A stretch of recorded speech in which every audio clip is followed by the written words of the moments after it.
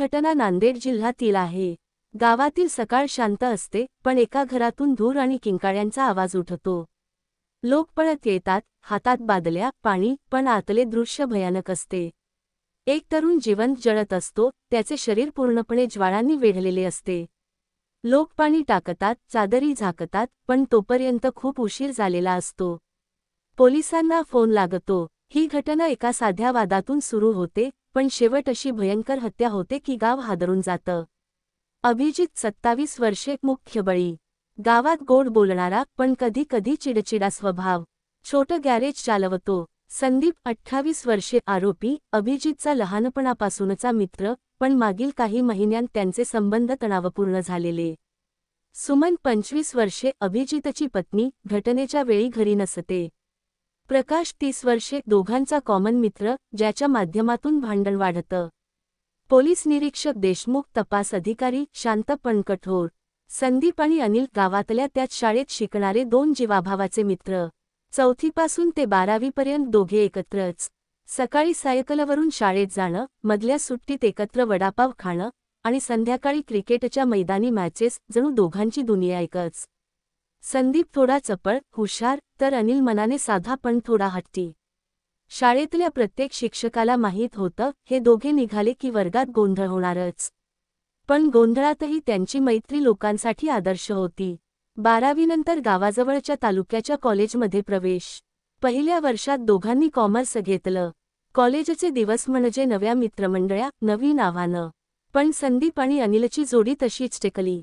एकत्र अभ्यास, एकत्र बंक, आणि कॉलेजच्या कॅन्टीनमधली चहा, बिस्किटं, जणू वेळ बदलला पण सवयी नाहीत। दुसऱ्या वर्षात मात्र एक घटना घडली। कॉलेजच्या एका कार्यक्रमासाठी पैसे जमा होत होते। संदीपवर जबाबदारी आली, पण पैशांबद्दल गोंधळ झाला। काही विद्यार्थ्यांनी आरोप केला की संदीपने काही रुपये स्वतःजवळ ठेवले। अनिलने त्यावेळी त्याला उघडपणे काही बोललं नाही, पण मनात शंका निर्माण झाली। संदीपला वाटलं, अनिल माझ्यावर विश्वास ठेवत नाही। अनिलला वाटलं, संदीप बदलतोय।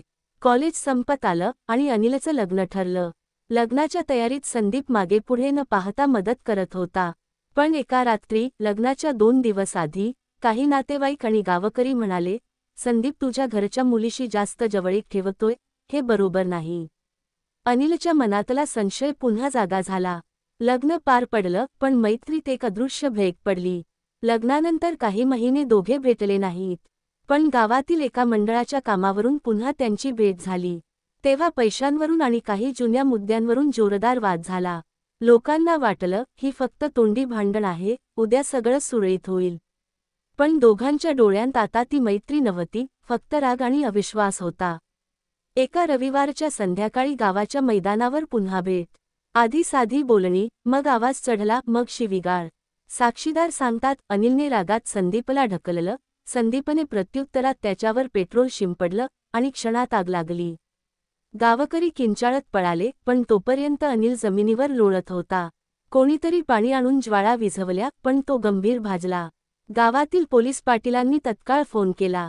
रात्री 8 वाजता पोलीस व्हॅन घटनास्थळी दाखल झाली। इन्स्पेक्टर देशमुख 15 वर्षांचा अनुभव, पण गावातल्या अशा मैत्रीतून झालेल्या खुनाच्या प्रकरणांनी त्यालाही हादरवलं। तो थेट साक्षीदारांकडे गेला, घटनास्थळाची पाहणी केली, आणि तिथल्या जमिनीवर अजूनही पेट्रोलचा वास दरवळत होता। अनिलला हॉस्पिटलमध्ये हलवण्यात आलं, पण दुसऱ्या दिवशी सकाळी त्याचा मृत्यू झाला। संदीप मात्र घटनेनंतर तिथून गायब झाला होता। देशमुखांनी तात्काळ फरारी आरोपी म्हणून त्याच्यावर गुन्हा दाखल केला। गावाच्या सगळ्या बाहेर पडणाऱ्या रस्त्यांवर नाकेबंदी लावली, पण संदीप जणू हवेत विरघळला होता। पोलिसांनी दोघांच्या जुन्या ओळखीचा तपास सुरू केला। शाळा, कॉलेज, लग्न, मंडळाचे वाद, सगळ्या टप्प्यांची माहिती गोळा झाली।